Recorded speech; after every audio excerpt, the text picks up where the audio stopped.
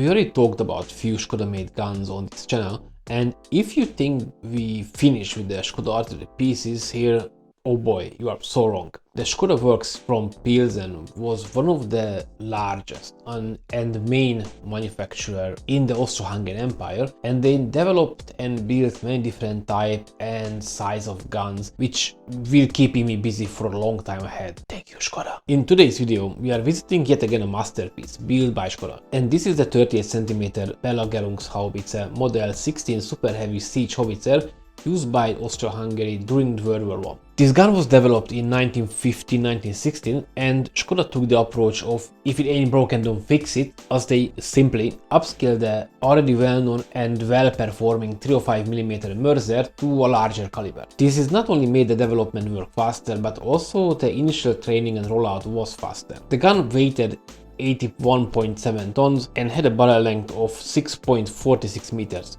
The transportation of the gun was done by a 4-car load, one for the barrel, one for the mount, and 2 for the base platform holding up the gun. Each load was carried by an 8-wheeled electric-powered trailer, with the electricity provided by a Daimler artillery truck M16 designed by Ferdinand Porsche. And yes, if this name sounds familiar, we are talking about that Ferdinand Porsche. Top speed was 14 km per hour, and the solid rubber tires could be removed, and the truck could tow the trailers on the rails towed by ordinary locomotives. Setting up this monster was not an easy task.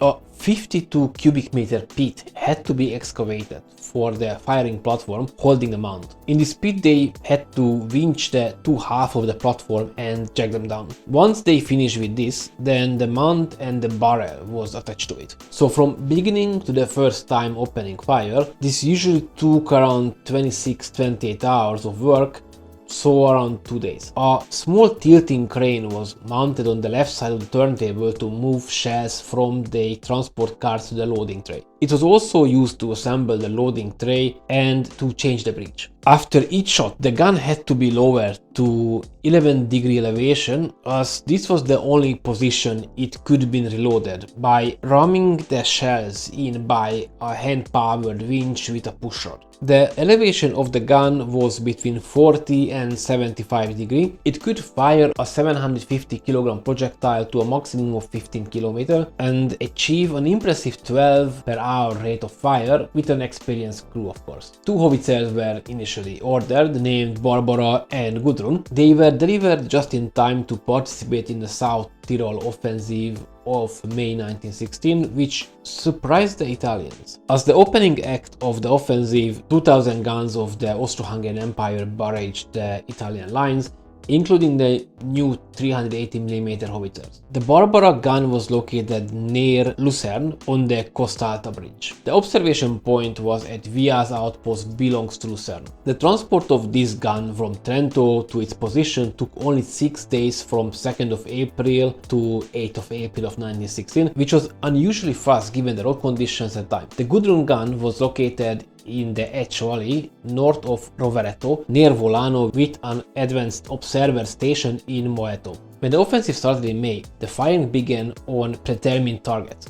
Barbara fired at its main target on the Italian forts Punta Corbin and Casarati. In the same time, the Gudrun gun targeted Valmorbia Fort, Conizugna and Colsanto. They were very successful, and the Austro-Hungarian army ordered under 14 howitzers and 2 spare barrels. However, as the manufacturing of these guns were time-consuming, from the 14 ordered guns, only 8 of them were delivered before the end of the war. Including the first 2 guns, a total of 10 of them served during the Great War. In the later years, during the 12th Battle of Isonzo in October of 1917, the 38 cm howitzer battery number 4 of Battalion number 5 was deployed in the upper Isonzo valley near Lepana. For the June 1918 offensive, 2 of these batteries were set up at Casera Grupach, northeast of Monte Rio near Asiago. Interestingly, in 1918, one of these howitzers was set up on the SMS Budapest, replacing the front gun turret.